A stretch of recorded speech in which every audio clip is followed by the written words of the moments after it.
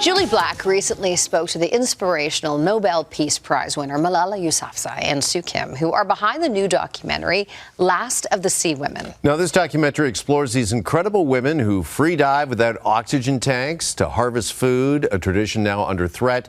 And joining us now to tell us more is Jully Black. And Jully, this film, tell us about how it is a real testament to the unbreakable spirit of these women. These Hanyo, I call them the Hanyo baddies, okay? From 60 to 80 years old, going and keeping this tradition alive, diving, no oxygen tanks. But it's something that I realize it's like, wow, culture, keeping the heritage alive. And some of the youngins don't want to do it, right? So Malala, this is her first movie with her production company. She turned pain into purpose, like you wouldn't believe. And then Kim, oh my gosh, she's from Detroit, but she's Korean. And this is like a story she had to tell. All right, let's take a look. Yeah.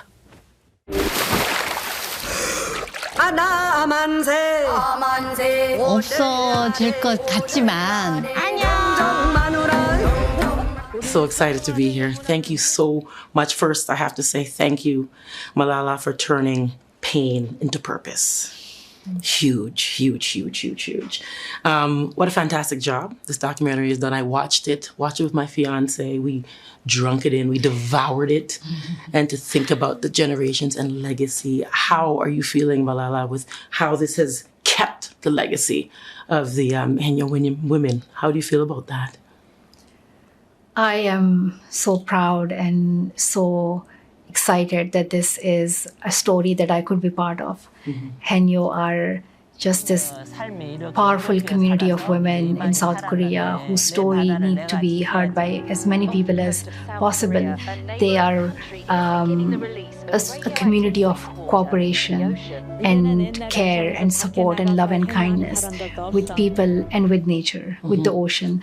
And they have such important messages for all of us about protecting the environment and really just appreciating the resilience and the leadership of these women. And I'm so proud that I could begin with a project like this. This is my first official documentary. Yes. And I could not have found like a better project and a better partner for this than, Kim. And I hope this is just the beginning of this journey to continue to work with more incredible women artists and directors and writers. Thank you. Thank you for sharing. Kim, my goodness. I love getting to know more about you and, recognizing that from the Nike space to the Adidas space to the nonfiction space. Daughter of immigrants, Korean immigrants, right? Raised in Detroit. Like, your life reminds me of my life. Oh, I'm daughter of Jamaicans, born in Canada, raised in Toronto, but there's something about finding my roots. So what was it, about this story that made you follow the Hansel and Gretel breadcrumbs type thing? I mean, it started in my roots. So my parents took me back to Korea for the first time when I was 8 years old. And on that trip, they were like, oh, let's go to Jeju Island, because Jeju is like the Hawaii of Korea. And that's when I first saw the Hanyo. I was 8 years old and I saw them walking into this cove and they looked like this secret underwater girl gang. And they looked so tough and so cool and so strong. And I wanted to be like them. And so I just stayed. I followed them for years. And then I started going back to Jeju to find them specifically because I wanted to actually talk to them and just find out more about their culture and who they are and what they do. And then that's when I found out that they were on the verge of extinction. So that's when sort of everything really crystallized for me of like, okay, I'm a filmmaker. This is a story I have to tell. And we don't know how much longer we're going to have them. The story needs to be told now. So it really became kind of a mandate from the universe, I think. I think that's why I met them when I was so much younger, is that eventually I'd come to a place where I could be the person that helped tell their story. I love that so much. I personally would love this to be in schools to show tenacity, resilience, strength, courage, wisdom, right? Malala, so much of your activism is rooted in your personal story. How would you like this story to bridge the choices you make in the other projects that you decide to take on? I always remind people that my story is not unique. This reflects the stories of many girls and young women out there. And I have worked with many of them. I have met some of them while I was traveling around the world doing advocacy for girls' education. They are so inspiring. They fight for their rights. And I hope that by collaborating and working together with these storytellers, especially women and women of color and Muslim artists. I hope that we can give them a chance to tell a story from their point of view. We just need more diversity in the perspectives that we share on our screens, and I hope I can make a little contribution to that. So, Sue, I have to take you back a second because you said you were traveling since you were 8. Yeah. Right. And I remember, I hope it's not spoiler alert, but them going into the training from 7 to 17. One of the amazing women didn't want to do chores. How much of that opportunity that school has presented itself, right? How much of that do you think will be able to encourage this generation? Because you also brought in some of the TikTokers, YouTubers. Yeah.